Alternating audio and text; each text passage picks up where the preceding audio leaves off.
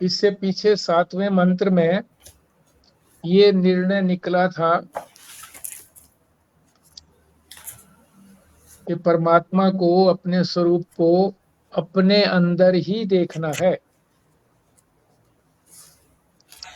तो अब इस मंत्र में 8वें में कह रहे हैं कि अपने अंदर ही मिलेगा, तो कैसे देखें उसको। तो ये 8वां मंत्र में बता रहे हैं कि कैसे दिखेगा वो। हाँ जी, संजीव शर्मा जी, मंत्र को थोड़ा थोड़ा पढ़ते रहिए और उसका अर्थ करिए। प्रयत्न ये रहना चाहिए कि वो शब्द जो है वेदांतिक शब्द होने चाहिए। जैसे प्रयास रहना चाहिए, जैसे हम बोल देते हैं ना, आँख कान नाक जिव्या, जीव, इसकी बजाय नेत्र, कर्ण या श्रोत्रेंद्रिय या नेत्रेंद्रिय, इस तरह से बोलेंगे ताकि अपनी भाषा भी सुधरे। हाँ जी, जी। न चक्षुषा गृह्यते न अपि वाचा। एक एक को बताते चले जाओ। जी। परमात्मा जो है, आत्मा या परमात्मा नेत्र से दिखलाई नहीं पड़ सकता, क्योंकि नेत्र केवल रूप को देख सकता है, और परमात्मा जो है इसका विषय नहीं है। जी। परमात्मा में रूप नहीं है। परमात्मा रूप चूंकि नहीं। निराकार है, कोई रूप नहीं है, इसलिए नेत्र का विषय नहीं है। ठीक बात है। नेत्र केवल रूप ही देख सकते हैं, ठीक बात है। आगे चलो। न अपि वाचा, न ये वाणी का विषय है। कोई भी किसी भी प्रकार से वाणी उसका वर्णन नहीं कर सकती। क्यों नहीं कर सकती?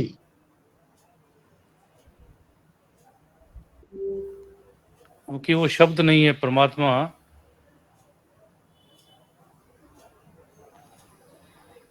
कोई आकार नहीं है, निराकार है।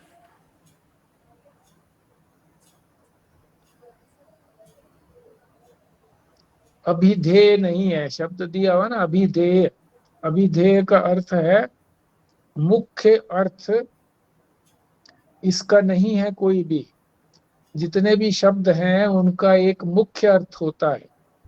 मुख्य अर्थ से जो चीज समझ में आ जाए, तो फिर और इधर उधर का अर्थ देखने की जरूरत नहीं पड़ती। मुख्य अर्थ अगर उसका ना लगता हो, ठीक ना बैठती हो बात, तो फिर दूसरे देखते हैं कि ये लक्ष्य कहाँ कर रहा है, किस चीज को लक्षित करा रहा है, उसको बोलेंगे। और भी आगे बोलेंगे फिर। हाँ जी, तो एक तो ये हो गया कि वो अभिधा वृत्ति यानी मुख्य अर्थ उसका नहीं है। शब्द तो चलो कह दो उनको कि वो शब्द है यानी आत्मा है, पर उस आत्मा का अर्थ जो है वो मुख्य अर्थ नहीं है। उसका अगर वाणी से वर्णन करेंगे तो मुख्य अर्थ से वर्णन करेंगे तो मुख्य अर्थ उसका नहीं बनता, और इसी तरह से लक्षित अर्थ भी नहीं बनता लक्षणावृत्ति से करें तो। उससे भी संबंध नहीं है सीधा, वो भी केवल लक्षित कराता है। फिर और भी बताया इसमें कि गौणी वृत्ति, गुण नहीं है उसके अंदर।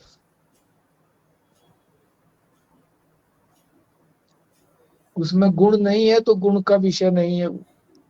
वृत्ति का, गौणी वृत्ति का विषय नहीं है।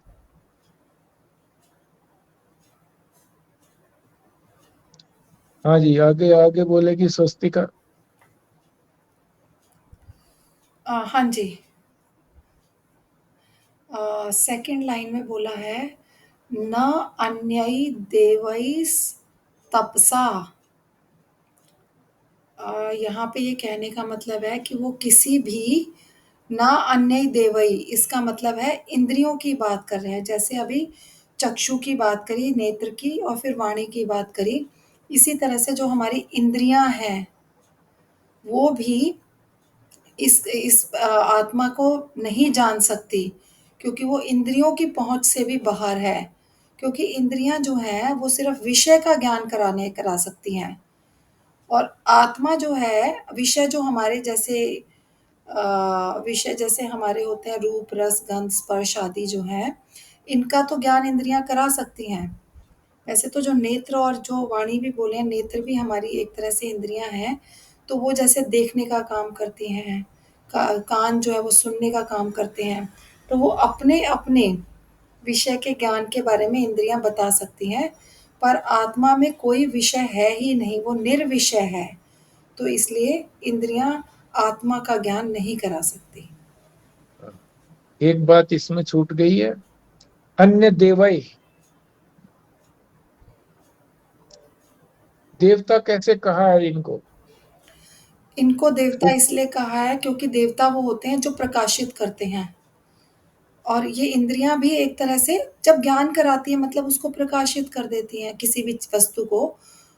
अ, मतलब कि जैसे रूप को देखने के लिए नेत्र हैं, सुनने के लिए हमारे कान हैं, इस तरह से तो वो उसका ज्ञान कराती हैं। देव प्रकाशित करने का मतलब जो ज्ञान कराती हैं, इसलिए इंद्रियों को हम देव भी बोल सकते हैं। ठीक बात।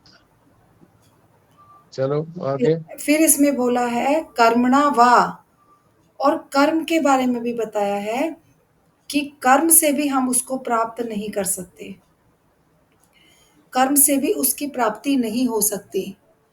क्योंकि वो तो कर्म से परे है ईश्वर जो है। क्योंकि अगर हम जो भी कुछ करेंगे उसका तो या तो वो अच्छा कर्म होगा या बुरा कर्म होगा, शुभ कर्म होगा या अशुभ होगा। फिर उसका या तो पुण्य मिलेगा या पाप मिलेगा, और इस तरह से तो हम इस संसार में ही लगे रहेंगे, कभी अच्छे कर्मों में कभी बुरे कर्मों में, और कर्म करते करते हम उनके फल भोगते रहेंगे। तो कर्म और फल इसी के भुगतान में लगे रहेंगे, और ये विषय सर्कल चलता जाएगा। तो ईश्वर जो है कर्म की परिधि से बाहर है। ठीक है, ये भी बात ठीक है, मगर एक बात और भी छूट गई है। कर्म क्या करता है? कर्म हमें संसार भी प्राप्त करा सकता है, और जो दूसरा लोक है स्वर्ग, उसको उसको भी प्राप्त करा सकता है, क्योंकि ऐसी बहुत सारी चीजें बताई गई हैं। ऐसा कर्म करोगे तो स्वर्ग मिलेगा। और ये भी ठीक है, ये भी ठीक है, मगर बात एक और रह गई है रहस्य की। वो कोई और बोल सके तो बोले।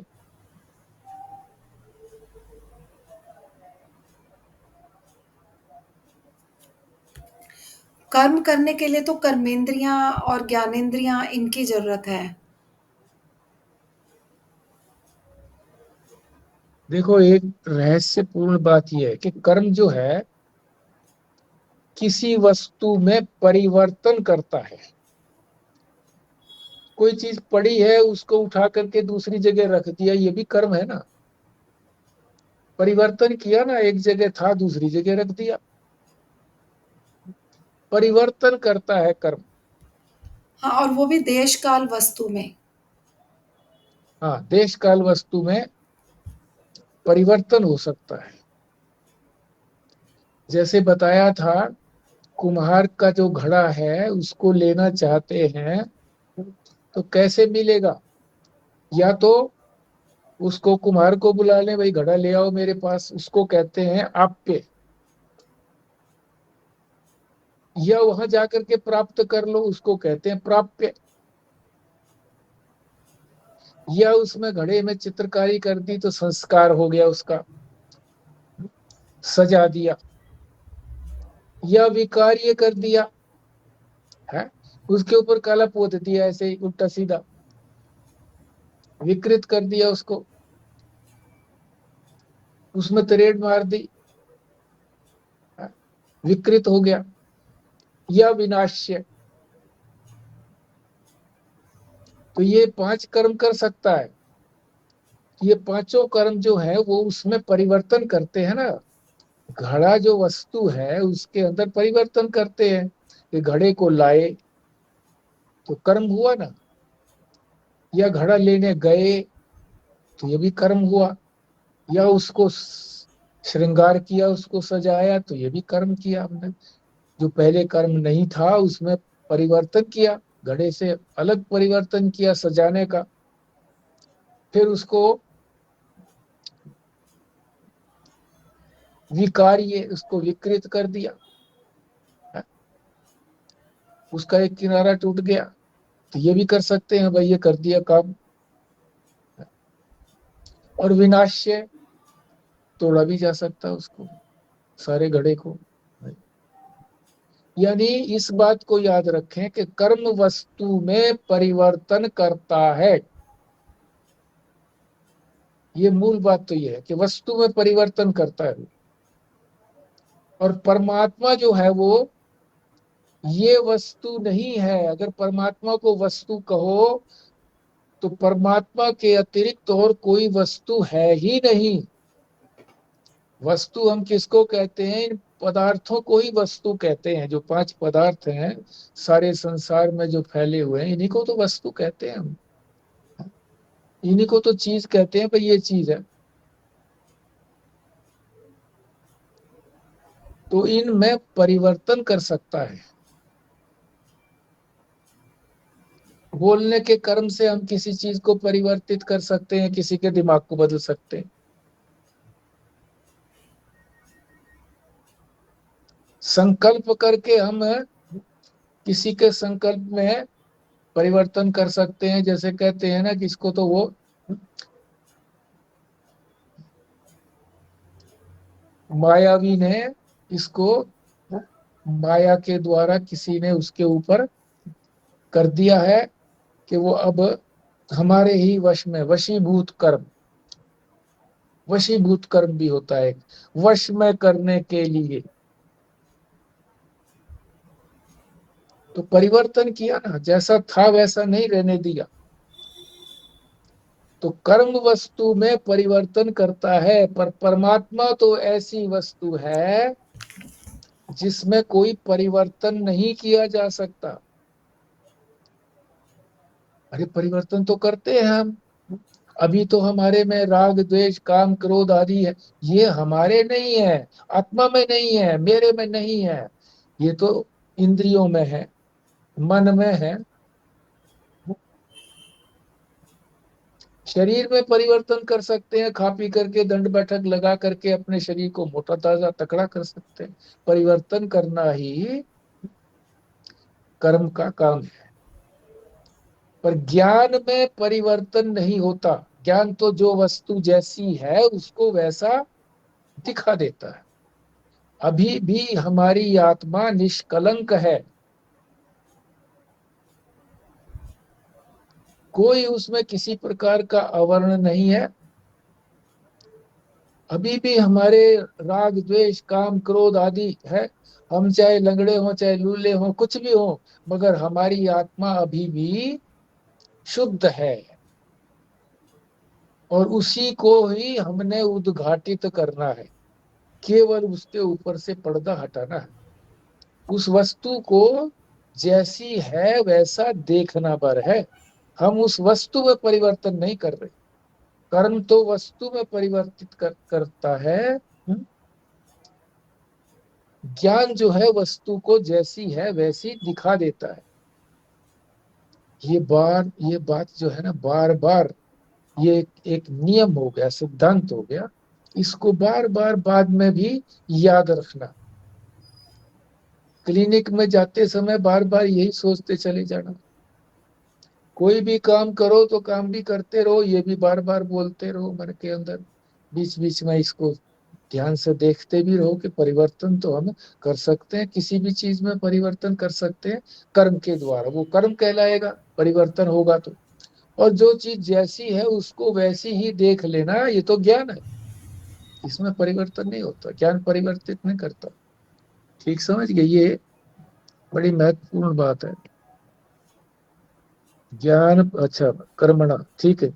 आगे बोलो जी तीसरी पंक्ति में।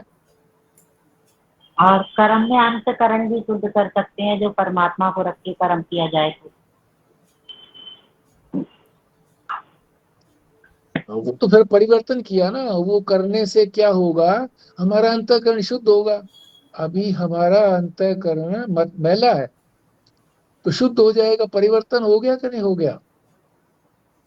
तो ये कर्म है, तो कर्म तो परिवर्तन करेगा, इसका तो काम ही है परिवर्तन करने का। ज्ञान परिवर्तन नहीं करता, जो चीज जैसी है उसको वैसा दिखा देता है। अब हमने कमरे के अंदर, अंधेरा था, कोई भी पदार्थ नहीं दिख रहा था, हमने लाइट जलाई, अब इतने सारे पदार्थ दिखने लग गए। क्या हमने उनको बनाया? पहले से ही थे, प्रकाश कर दिया बस। प्रकाश से सारे दिखने लगे, जो जैसे थे वैसे दिखने लगे। अंधेरे में भी वो ऐसे ही थे, पर हमको दिख नहीं रहे थे।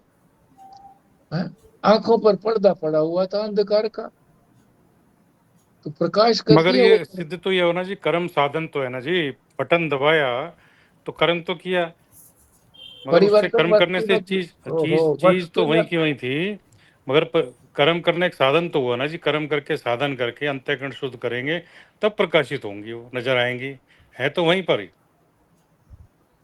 वो तो ठीक है, वो तो कर्म तो पहले करने को कहा ही है, कि पहले तो कर्म ही करो, स्थूल कर्म करो, सूक्ष्म कर्म को उपासना करो, तो अंतःकरण तैयार होगा।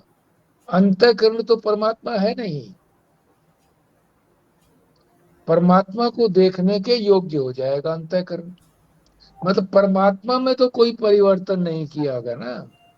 इस बात को, इस कर्म को जो पहले किया गया है कर्म, उसने वस्तु का तो परिवर्तन नहीं किया ना। वस्तु तो जैसी है वैसी दिखा दिया। बोलिए अब इसको, इसके बारे में अब क्या कहते हो, क्या तर्क है? नहीं, ये बिल्कुल बात सत्य अगर है जी, ये तो बात सत्य है, परमात्मा में कोई परिवर्तन थोड़ी होता है जी। हाँ, नहीं सर्वज्ञ, होता ना। सर्वज्ञ, सर्वव्यापक, सर्व समर्थ, उसमें कोई परिवर्तन की गुंजाइश नहीं है, कोई छोटा बड़ा घट बढ़ कुछ हो नहीं सकता उसमें तो। हाँ, यही तो बात है, इसीलिए तो वाणी का भी विषय नहीं है। किसी भी प्रकार से उसका विषय नहीं हो सकता। तो कर्म से कैसे विषय होगा? कर्म कैसे उसको बता देगा यूं की यूं चीज? परिवर्तन नहीं करता बस। ज्ञान परिवर्तन नहीं करता, कर्म परिवर्तन करता है। ज्ञान जो वस्तु जैसी है उसको वैसा दर्शा देता है, कर्म जो है वो परिवर्तन कर देता है। सबको बात आ गई समझ में, या कुछ और बोलना है? जैसे बिमला जी बोली थी कि भाई वो परमात्मा को दृष्टि रख करके कर्म करो, तो परमात्मा की प्राप्ति तो नहीं हुई ना, अंतःकरण की शुद्धि हुई है। उपासना करेंगे तो इससे क्या होगा? मन जो है वो जो चंचल था वो स्थिर हो जाएगा, परमात्मा में ही लग जाएगा, उसी का ध्यान करता रहेगा, उसी से प्रेम उत्पन्न होगा, संसार से विमुख हो जाएगा। अभी संसार में ध्यान है, परमात्मा की तरफ ध्यान ही नहीं है। लगता है कि परमात्मा तो है ही नहीं। क्यों?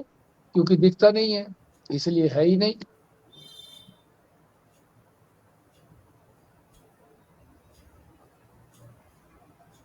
हाँ मतलब जी, हाँ जी, परमात्मा परमात्मा ना तप से प्राप्त है ना कर्म से प्राप्त है, और ज्ञान से भी प्राप्त नहीं है। क्यों ज्ञान से नहीं है? केवल अज्ञान हाँ, अज्ञान अज्ञान, हटता अज्ञान का पर्दा हटा देता है, ठीक बात है ये। है।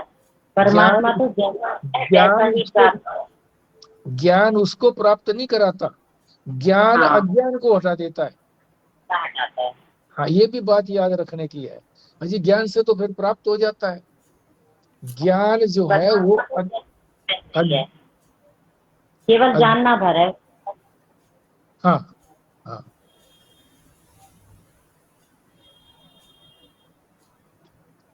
कृष्णा जी, ठीक लग रहा है आपको? हाँ जी, ठीक लग रहा है, बहुत अच्छा लग रहा है। अच्छा, तो आगे चलो फिर, और कौन बोलेगा? तीसरी पंक्ति में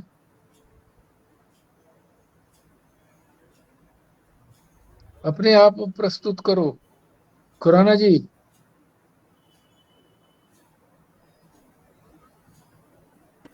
मैं नहीं बोल पाऊंगा जी। बोल तो रहे हैं आप, कैसे कह रहे हैं बोल नहीं पाऊंगा? जवान तो है ही आपके, बोल तो रहे हैं। जो कुछ समझ में आए वो बोलो,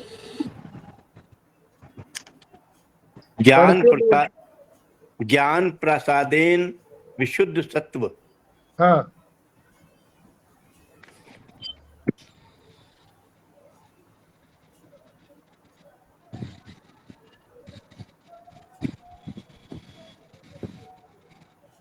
और कोई बोल रहे?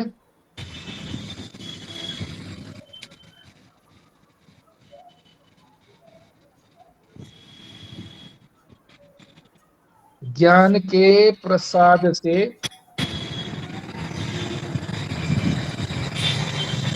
विशुद्ध तत्व, विशुद्ध सत्व,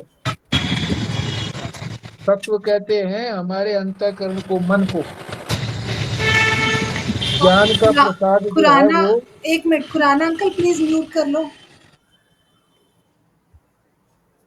ज्ञान का जो प्रसाद है वो हमारे मन को, सत्व कहते हैं मन को, अंतःकरण को कहो, विशुद्ध कर देता है।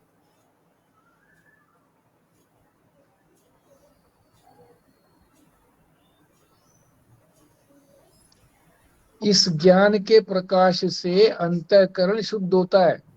ये वो ज्ञान नहीं है जिससे परमात्मा की प्राप्ति होती है या अज्ञान हट गया। अज्ञान हटने वाली बात यह नहीं है, अंतःकरण शुद्ध होता है ज्ञान के प्रसाद से।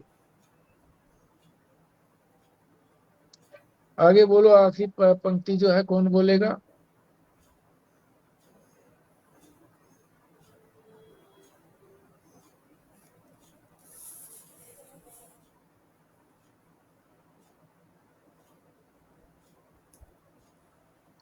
पढ़ करके ही बोल दो इसको, जहां अर्थ बताया गया है अगले पृष्ठ पर, 352 पृष्ठ पर बताया गया है। तब निष्कलम ध्यायमान है। हाँ, इसको यहाँ पे बोला है तत् अस्तु तम पश्यते निष्कलम ध्यायमानम मानः। तो इसको, इसमें बोला है कि जब इस तरह से अंतःकरण जो है, अंतःकरण से विषयों का की जब चंचलता विषयों से हट गया, राग द्वेष हट गया, चित्त में से चंचलता निकल गई और हमारा ज्ञान के प्रसाद से अंतःकरण शुद्ध हो गया है, तो इस विशुद्ध अंतःकरण से जो है ब्रह्म का साक्षात्कार के योग्य तो वो हो गया है, पर वो कैसे ब्रह्म का साक्षात्कार करेगा? वो करेगा निष्कल ब्रह्म का ध्यान करेगा। फिर वो निष्कल ब्रह्म का मतलब है जिसके कोई टुकड़े नहीं है, वो जो बिल्कुल पूर्ण है। तो फिर वो उनका भी दर्शन कर पाएगा, ऐसे ब्रह्म का वो ध्यान कर पाएगा जो कि पूर्ण है और जिसके टुकड़े नहीं हैं। ठीक है। अब जैसे हम ये छोड़ गए हैं ना नीचे, भगवान भाष्यकार क्या कहते हैं? बात तो वो भी यही कहते हैं। क्या कहते हैं? आत्म अवबोधन समर्थन अपि स्वभावेन सर्व प्राणिनाम ज्ञानम। सभी प्राणियों का ज्ञान, जो भी कुछ उनके पास है ज्ञान, स्वभाव से वो आत्मा का अवबोध कराने में समर्थ है। सभी प्राणियों का कह दिया, पशु पक्षी कीट पतंग का भी, वो भी प्राणी जो है जितना ज्ञान उनको है वो बहुत अधिक ज्ञान की जरूरत नहीं होती, उतना ज्ञान भी, क्योंकि वो तो हमारा स्वभाव है। उस स्वभाव को, उस आत्मा का ये स्वभाव है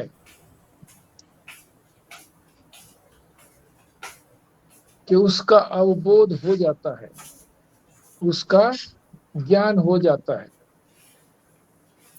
संपूर्ण प्राणियों का ज्ञान स्वभावतः आत्मबोध कराने में समर्थ होने पर भी, अब जब समर्थ है सभी प्राणियों का ज्ञान अपनी आत्मा को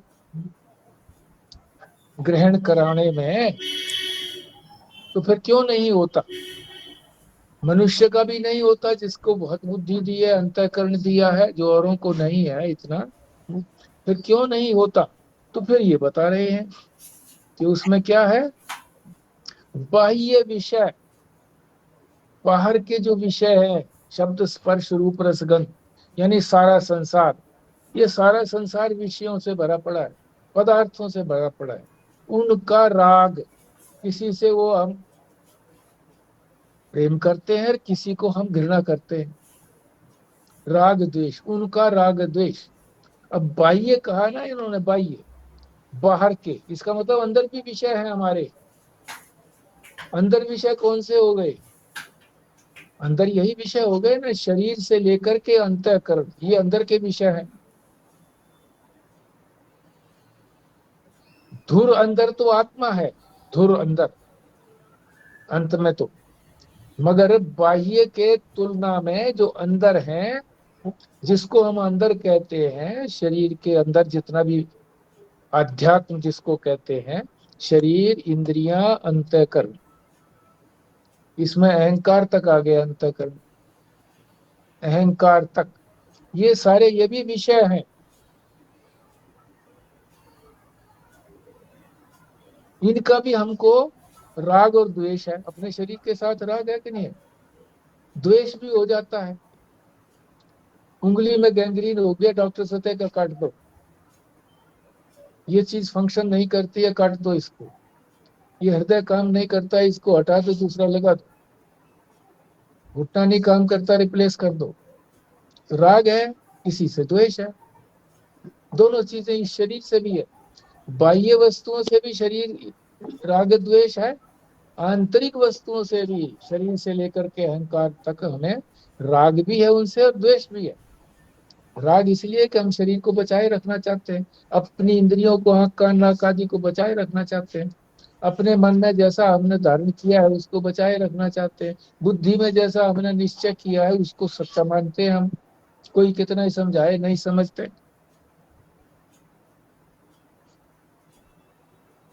ये दोनों को आ गया, बाह्य कहा इन्होंने, मगर हमने और विस्तार कर लिया है, बाह्य विषय। इनका राग आदि, राग आदि से यही कहो कि द्वेष भी, राग आदि दोष, इनको दोष कहा है। इनसे कलुषित, इनसे कलुषित है। कलुषित को क्या कहोगे? कुछ भी शब्द कह लो, इनसे भ्रष्ट हो गया है, इनसे काला हो गया है, मैला हो गया है।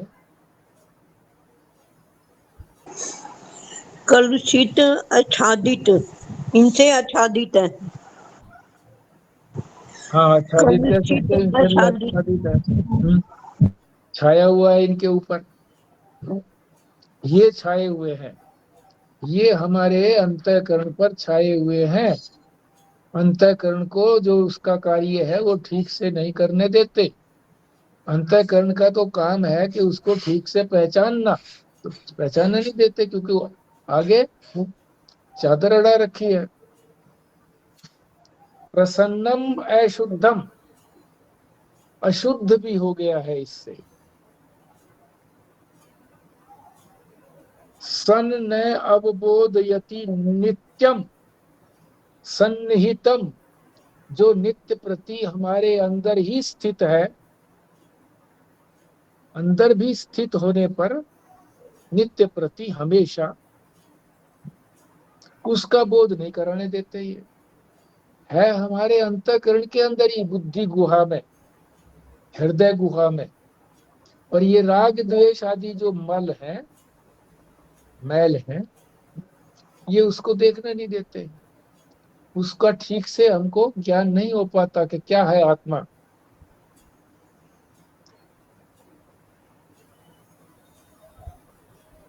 आत्म तत्व को क्या हो गया उससे? मलावन मीवा दर्शनम, दर्शन कहते हैं शीशे को। आदर्श, आदर्श माने शीशा, जो अंतःकरण रूपी शीशा है हमारा, वो उसके ऊपर मल बन गया है। मल, मैल आ गई है, धूल चढ़ गई है।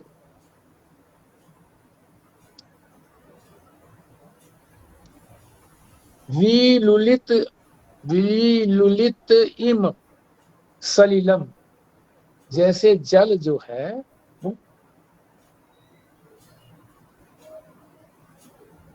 वो मैला हो गया है, मिट्टी से मैला हो गया है।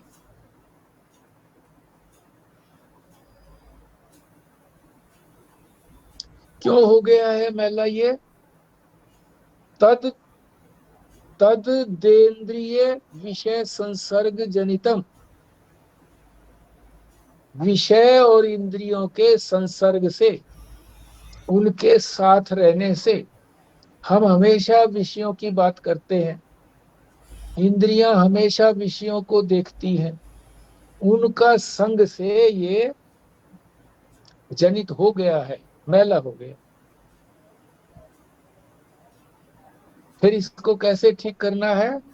राग आदि मल कालुष्य, जो राग आदि मल है, राग में द्वेष भी लगा लो, काम क्रोध आदि सभी लगा लो, ये सारे मैल ही तो है, कालुष्य। अपनयन, उनको दूर करना, उनको मिटाना। तो फिर क्या होगा? आदर्श सलील आदिवत, आदर्श सलील आदिवत, फिर वो जो हमारा अंतःकरण रूपी शीशा है वो उस जल के समान हो जाएगा, शुद्ध हो जाएगा, जिसके प्रसाद से तत्प्रसादात्म स्वच्छम शांतम, हमारा अंतःकरण शुद्ध हो जाएगा, स्वच्छ हो जाएगा, कोई मैल नहीं रहेगा। अगर उस मैल को हटा दिया, राग द्वेष जो हमको संसार के साथ चिपकाए रहता है, अब हम उस राग को परमात्मा में लगा दें तो वहां हमारा राग कम हो जाएगा, और धीरे धीरे परमात्मा से जितना प्रेम होता चला जाएगा, उतना ही संसार से राग भी कम होता चला जाएगा, शांत हो जाएगा। फिर उसमें कोई हिलोट डिलोट नहीं होगी, जैसे जल में हिलना डुलना होता है, नहीं होगी, शांत है। अवतिष्ठत, अब वो इस प्रकार से शांत होकर के विराजमान है अंतःकरण हमारा। तदा ज्ञानस्य प्रसाद स्यात्, फिर वो जो है ज्ञान का प्राप्त करने के योग्य हो जाता है, ज्ञान प्रसाद को प्राप्त करने के योग्य हो जाता है। अभी ज्ञान नहीं हुआ है, अंतःकरण शुद्ध हो गया है, अब ये ज्ञान के प्रसाद को प्राप्त करने के लिए योग्य हो गया, एलिजिबल हो गया है कि वो अप्लाई कर सकता है। मगर फिर भी आगे भी काम है कि अप्लाई तो बहुतों ने किया, पोस्ट निकली 100 और 10,000 ने अप्लाई किया, तो टेस्ट होगा कि नहीं टेस्ट? तो वो क्या करना है फिर, उसके लिए साधन करता है ना आदमी, कंपटीशन के लिए बुक्स लाता है, ये करता है, वो पढ़ता तरह। तो फिर शास्त्र का अध्ययन करते हैं, श्रवण करते हैं, स्वाध्याय और श्रवण, फिर उसको पक्का करते हैं, युक्तियों से पक्का करते हैं, फिर निध्यासन होता है, तब जाकर के ब्रह्माकार वृत्ति बनती है। और फिर जो है वो महावाक्य, तत्वमसी आदि, यानी जितने भी महावाक्य हैं, किसी भी महावाक्य को बोल करके गुरु उसको ज्ञान दे देता है।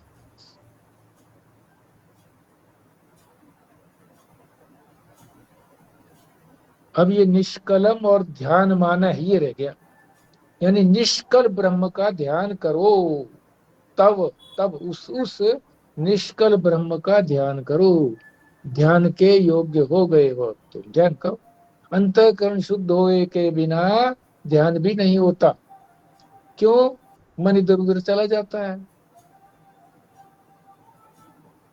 किसी के प्रति राग आ गया, किसी के प्रति द्वेष आ गया।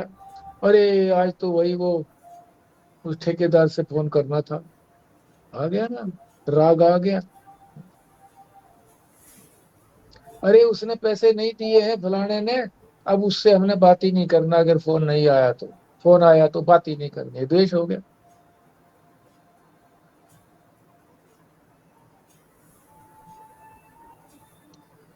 तो इस संसार का और अपने इंद्रियों के प्रति भी और हमारे अंतःकरण के प्रति, शरीर के प्रति खुजली होने लगी, खुजली करने लगे। एक्जिमा हो रहा है, फिर खुजली करने लग गए, उधर ही ध्यान चला गया। बोलो, कमर दुखने लग गई। इसीलिए शास्त्रीय सारे उपाय बताता है जो योग ने बताए। यम नियम आसन प्राणायाम, तो जो बातें उपयुक्त हैं वो योग की भी अपना लेता है वेदांत, दूसरे दर्शनों की भी अपना लेता है कि वो ठीक है ज्ञान कराने के लिए, वो यहां तक ठीक है, समाधि तक लेके जा सकती है। मगर वो सहज समाधि नहीं है कि हर समय समाधि लगी रहे। जब तक समाधि लगी रहेगी परमात्मा से जुड़ा रहेगा, उसका स्वरूप के दर्शन होते रहेंगे। जब उठेंगे तो क्यों? ज्ञान नहीं हुआ है अभी, उसको जाना नहीं है। मान करके दर्शन तो कर लिए,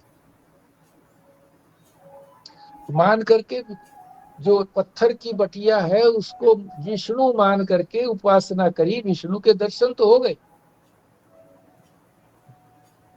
पर वो अब हमेशा तो साथ रहेंगे नहीं। जब उसका ध्यान हटाया, संसार का ध्यान करा और काम करने लगे तो फिर हट गया ध्यान,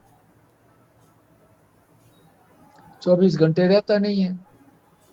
गोपियां भी इसी तरह से तड़पने लगी थी कि उनको साक्षात दर्शन तो हुआ था, मगर जब वो छोड़ के चले गए तो तड़पती रही। मान करके दर्शन तो हो सकता है, मान करके किसी चीज को जाना नहीं जा सकता कि मैंने जान लिया। जानने के बाद वो चीज भूलती नहीं है। और वो अपने स्वरूप को जानने के बाद कैसे भूलेंगे? हम अपने शरीर को भूलते हैं क्या? कोई अपने शरीर को हम जैसा मानते हैं ना कि मैं तो शरीर हूं, जैसा हम इसको मानते हैं कि यही तो मैं हूं, ऐसा अगर हम परमात्मा को मानने लगे, परमात्मा के स्वरूप को मानने लगे कि सच्चित आनंद हूं मैं, इसी तरह से दृढ़ हो जाए तो कभी भूलेगा नहीं वो।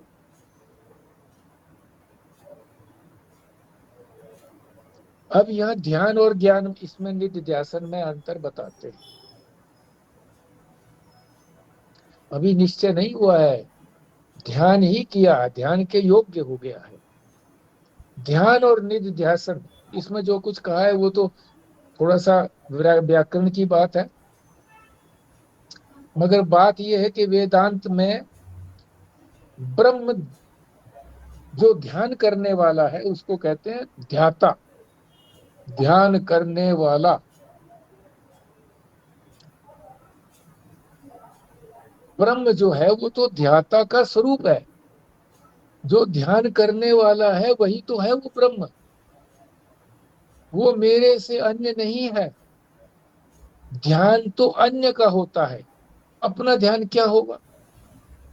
अपना ध्यान अभी कभी हम करते हैं कि मैं मनुष्य हूं,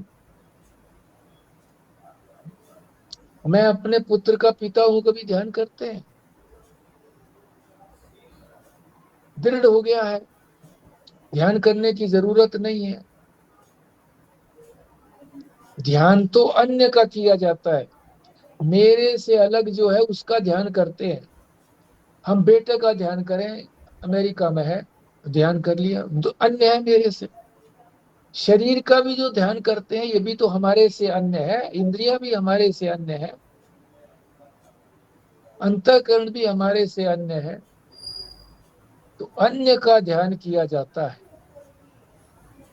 आंख से कहते हैं ना, जैसे ब्रह्मा कुमारी में, कि इस प्रकाश रूप को देखो, तो अन्य है ना वो प्रकाश रूप, वो मैं तो नहीं हूं।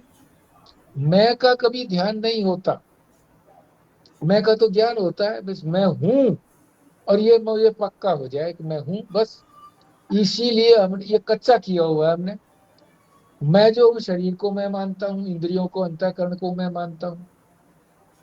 मैं आत्मा हूँ, शुद्ध आत्मा हूँ, ये तो हमारा पक्का हुआ नहीं है।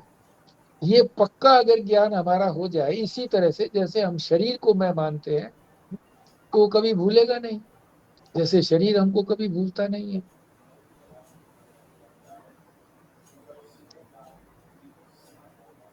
तो इसलिए ध्यान तो हो नहीं सकता वेदांत में, क्योंकि ध्याता का ही स्वरूप है वो। अपने को क्या ध्यान करने की जरूरत, मैं तो हूं ही भाई, है। अपने को ध्यान करके प्राप्त करूंगा क्या मैं अपने को, मुझे तो प्राप्ति है। अतः ध्यान का विषय नहीं है, यानी ध्यान से उसकी प्राप्ति नहीं होती है, ये भी बात कही। पहले तो कहा था ना, तप से नहीं प्राप्त होती, इससे प्राप्त नहीं होती, कर्म से प्राप्त नहीं। अब कहते हैं ध्यान से भी उसकी प्राप्ति नहीं होती। आत्मा का कल्पित रूप ही ध्येय होता है। ठीक है, आत्मा किसी को दिखाई दे जाए, तो जो उसके मन में कल्पना होगी कैसी होती है आत्मा, तो ऐसा दिखाई दे जाएगा रूप उसको। गुरु जी बताते थे कि ये जो ध्यान देख करते हो तुम, जिसको अब्बड़ बोलते हैं, जो सितारे सितारे बन करके इसी को ध्यान करते रहो, तो एक आकार बन जाएगा।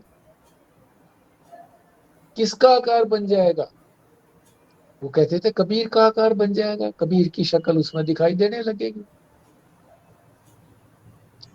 दिख जाती ना, जैसा हम सोचते हैं, कल्पना करते हैं, वैसी दिखने लग जाती है। बादल के अंदर कभी हाथी दिखने लगता है हमको, और कभी उसके अंदर शिव जी का लिंग दिखाई देने लगता है, शिव जी का मंदिर दिखाई देने लगता है, कभी कोई झोपड़ी दिखाई देने लगती है। तो जैसी मन की कल्पना होती वैसा दिखने लग जाता है। कल्पित रूप, आत्मा का कल्पित रूप ही ध्येय होता है, दिख जाएगा वैसा ही। जो हनुमान को मानता है, वो हनुमान का रूप दिख जाएगा, इसमें कोई, यद्यपि इससे ये तो ठीक है कि इससे हमारा मन स्थिर हो जाता है, चंचल नहीं रहता, और ये भी लगता है कि मैं कुछ प्रोग्रेस कर रहा हूं। मगर फिर ध्यान से आगे बढ़ना है, अपने स्वरूप को जानना है।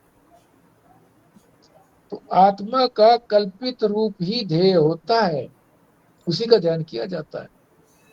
वास्तविक रूप ध्येय नहीं होता। अतः वेदांत में ध्यातव्य शब्द का प्रयोग नहीं होता कि वो ध्यान करने के योग्य है। कौन? परमात्मा, कि उसका ध्यान करो, नहीं, ध्यान से नहीं है प्राप्ति उसकी। क्या कहा है? निध्यासितव्य, इस शब्द का प्रयोग किया, अर्थात ध्यान की चेष्टा करो। परमात्मा के ध्यान की चेष्टा, ध्यान की चेष्टा। अब यहाँ चेष्टा को कह रहे हैं निध्यासन। निध्यासन को समझ लो, निध्यासन कब आता है? पहले तो होता है श्रवण। श्रवण से हमारा ये संशय दूर हो जाता है, ये हमारा निश्चय हो जाता है कि जो शास्त्र कह रहा है बात, वो बिल्कुल ठीक है। जितना ज्यादा हम श्रवण करेंगे, सुनेंगे, उसके प्रति हमारा विश्वास दृढ़ होता चला जाएगा। सुनेंगे, जिसके बारे में पढ़ेंगे, जिसके बारे में बोलेंगे, वो ज्ञान हमारा पक्का होता चला जाता है।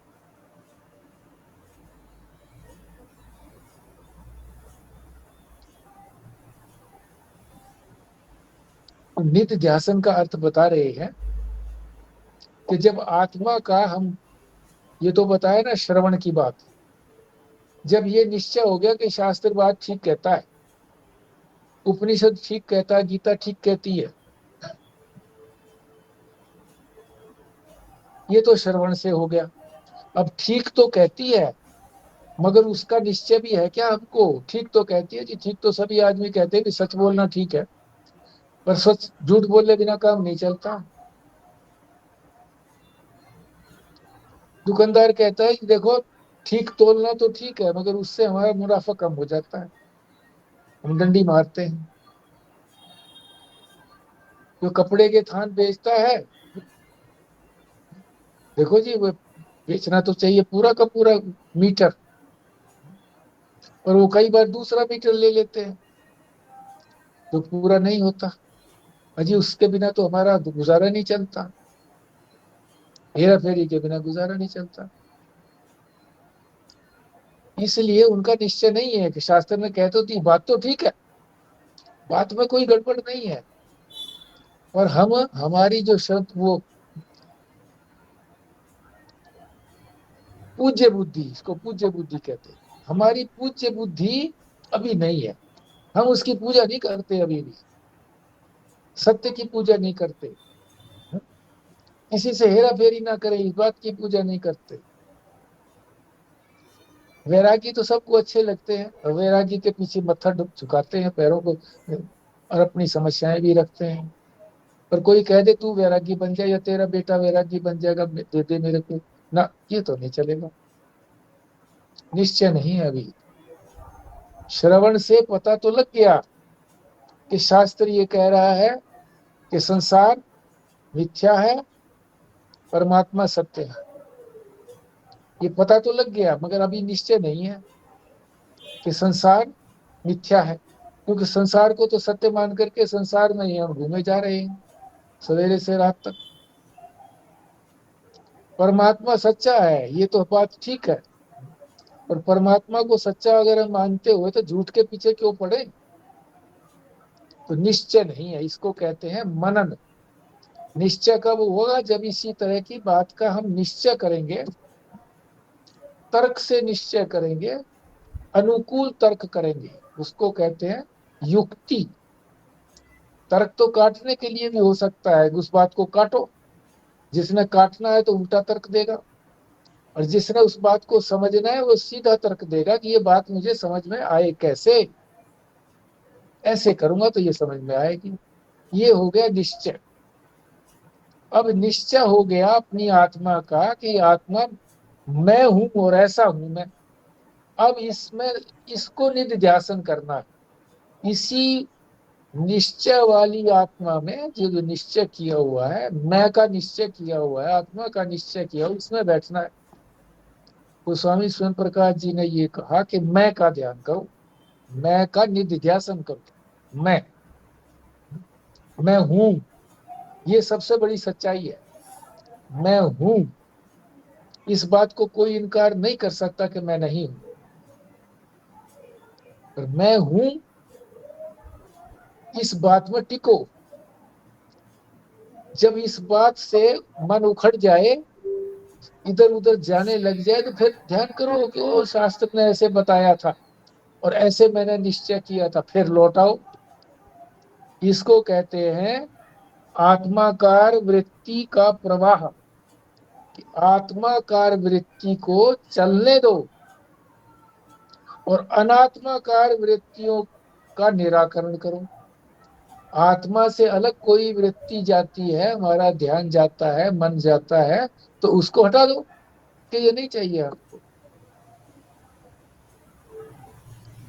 जैसे बताया था झूसी के अंदर युगपुर परमानंद जी जब प्रदर्शन कर रहे थे तो सैकड़ों आदमी जुटे हुए थे, पास में जो थे उनके, जो बिहार वादी से आए थे, वो अपना जला करके अपना रोटी रोटी पुत रहे थे, धुआं आता था उनके पास ऐसे हटा देते थे कि हमको नहीं चाहिए, निराकरण। और जब वो नहीं आता था प्रवचन चालू रहता था। तो आत्माकार वृत्ति का प्रवाह और अनात्माकार वृत्ति का निराकरण ऐसे करते रहो। जब ये लगे कि हाँ मैं हूं, मैं हूं, मैं हूं, और मैं हूं से अलग किसी का ध्यान चला गया तो फिर उसको लौट के लेके आऊं, ये है निधिध्यासन। ये ध्यान नहीं है, निधिध्यासन है। ध्यान तो एक तरफ एकाग्र होकर के ध्यान करना पड़ता है उस वस्तु का जो अपने से अलग हो। ये तो अपना ज्ञान करना, अपना निश्चय करना आत्मा का। ठीक है जी, ये आगे बढ़ता हूं, नहीं तो ये भी रह जाएगा। निष्कलम, निष्कलम के कई अर्थ होते हैं, मतलब उसमें कालिमा नहीं है, फिर उसमें टुकड़े नहीं है, तो यहाँ टुकड़े कहा गया है। पूर्ण है वो परमात्मा, क्योंकि व्यापक है। तो व्यापक में टुकड़े कैसे हो सकते हैं? कोई जगह ही नहीं है उसमें। कहीं जगह हो तो टुकड़े होंगे। दो चीजों के बीच में अगर जगह होगा तो ही तो कहेंगे ये अलग है, ये अलग है। टुकड़े हैं, जगह ही नहीं है। तीसरा अर्थ जो है कलाओं का अर्थ है, कलाएं। कलाएं जो है अवतारों के अंदर होती है। कलाएं कहते हैं शक्तियां, दिव्य गुण। दिव्य गुण दर्शाते हैं, अभिव्यक्त करते हैं। शक्तियां कहो या दिव्य गुण कहो, उनकी अभिव्यक्ति करते हैं। कौन करते हैं? अवतार। अवतार कौन है? ब्रह्म ही जब माया का रूप धारण करके इस संसार में आता है तो वो माया की शक्तियां उसके पास हैं, गुण हैं उसके ऐसे कि वो अपने आप को ऐसे प्रदर्शित कर सकता है कि कृष्ण जी बालक होते हुए भी उसको, अपने मामा को जो अत्याचारी था उसको मार गिराया। बड़े बड़े पहलवानों को गिरा दिया उसने, है? जो कहते थे ये तो बच्ची है हमारे सामने, क्या करेंगे। भगवान कृष्ण को कहा है 16 कलाएं संपन्न। 16 कला है उनके अंदर, मैक्सिमम इतनी होती हैं कलाएं, शक्तियां, गुण।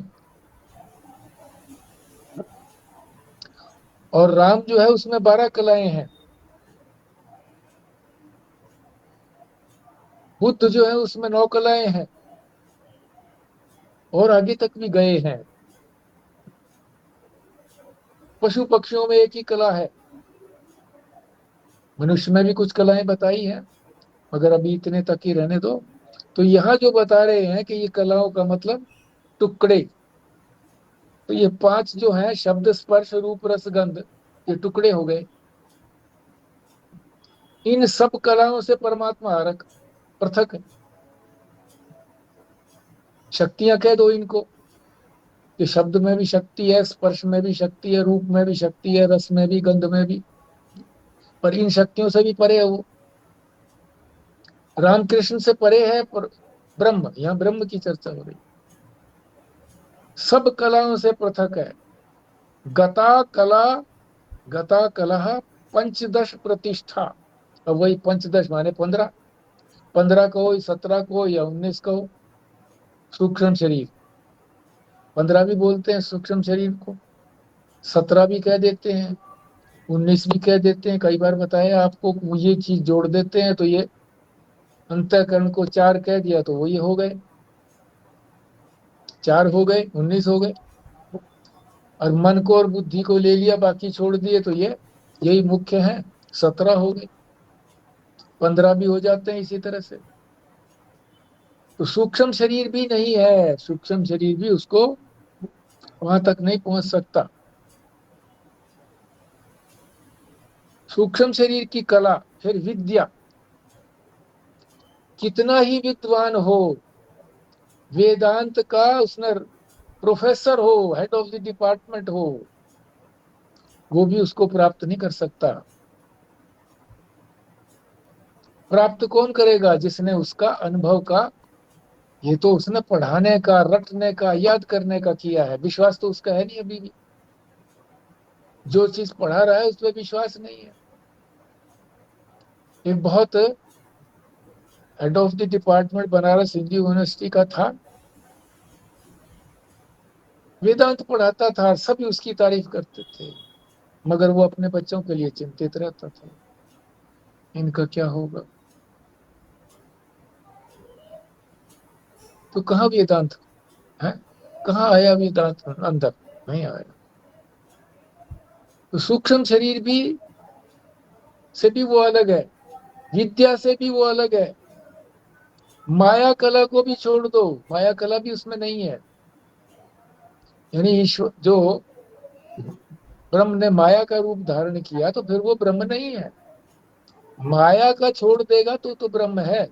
इसलिए माया कला को भी छोड़ दो। माया की जो शक्ति है वो सारी छोड़ दो, माया के जो गुण है वो सब छोड़ दो। 3 गुण है, कौन कौन से हैं? सत्व रज तम गुण, ये तीनों को ये भी छोड़ दो, यानी गुणों से परे है।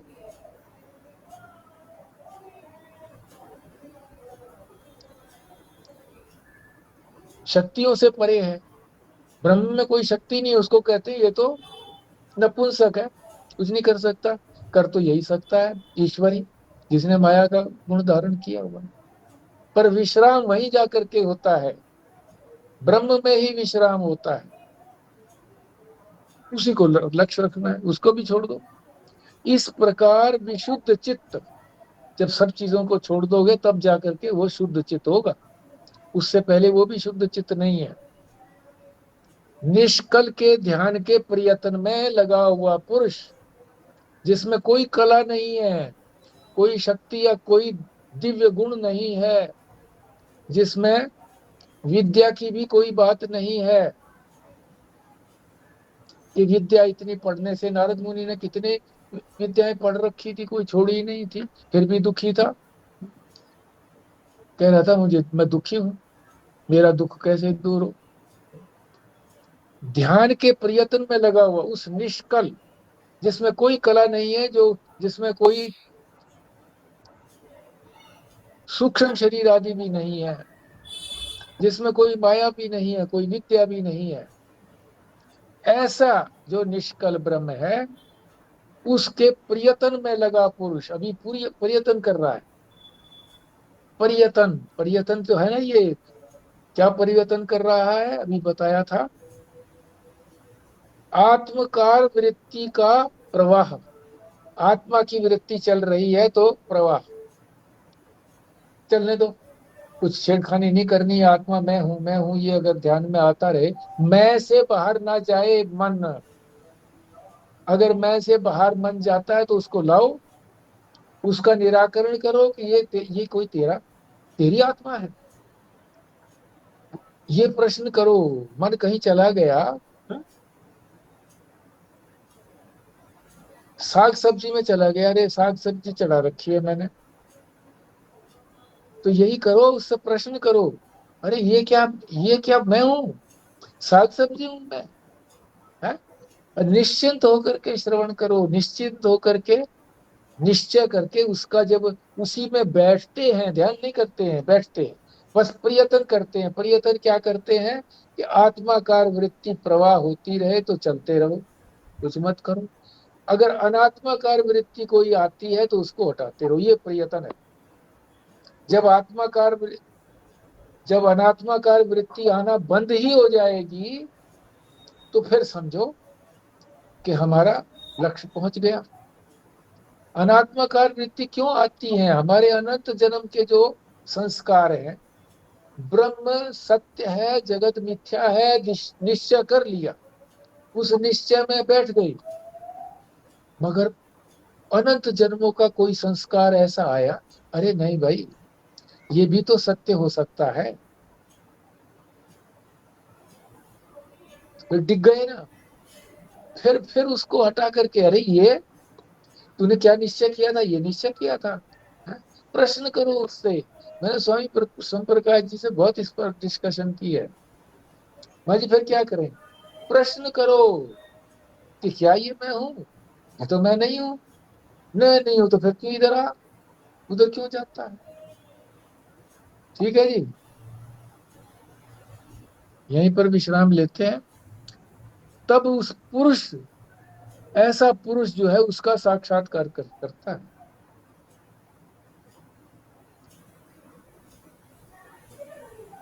यह साक्षात्कार से मतलब है साक्षात अपरोक्ष, अपरोक्ष ही नहीं, साक्षात अपरोक्ष। आज हो गई 5-8।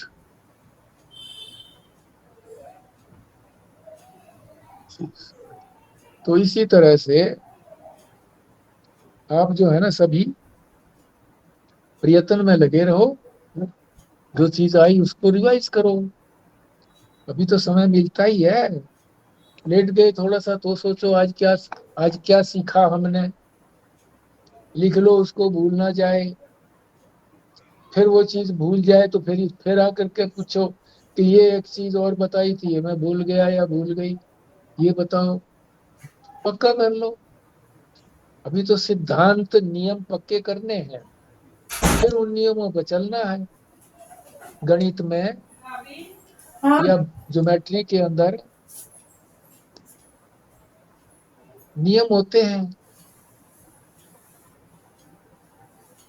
जैसे पहाड़ों के पहले नियम आते थे, ढोसे का पहाड़ा आया, 1.5 का पहाड़ा आया, 5-6 का पहाड़ा आया, फटाफट निकाल देते थे उनको। कंप्यूटर की जरूरत नहीं पड़ती थी, किसी के गुलाम नहीं थे, फटाफट हिसाब बता देते थे। ये रेडी पे हम सब्जी लेने क्या कभी फल लेने जाते हैं तो फटाफट वो हिसाब लगाया होता है उन्होंने, है? कि इतने किलो का, इतने रुपए का, इतने ग्राम, 1 किलो तो कितने ग्राम इतने का हो गया फटाफट। तो इस तरह से अपने आप को नित्य प्रति ये सोचते रहो कि आज मैंने क्या सीखा। बस रोज हिसाब लेते रहो, क्या खोया क्या पाया। आज वो संजीव शर्मा जी से तो नहीं सुन पाए हम भाई। एक बात और थी, कृष्णा जी का कल भी मतलब फोन आया, मैंने कई बार फोन किया तो लगा ही नहीं, नेटवर्क की कोई दिक्कत थी। आज भी कुछ ऐसा आया था कि इनका वो वॉइस मैसेज था, मगर उसके अंदर कोई मैसेज नहीं था, आवाज ही नहीं थी, बोली नहीं होंगी ये। तो कोई भी बात हो तो आप बता सकते हैं, नहीं तो ठीक है। हाँ जी, तो कृष्णा जी करिए फिर। अगर कृष्णा आंटी से किसी को बात करनी हो तो व्हाट्सएप पे बात का नंबर मिल हाँ,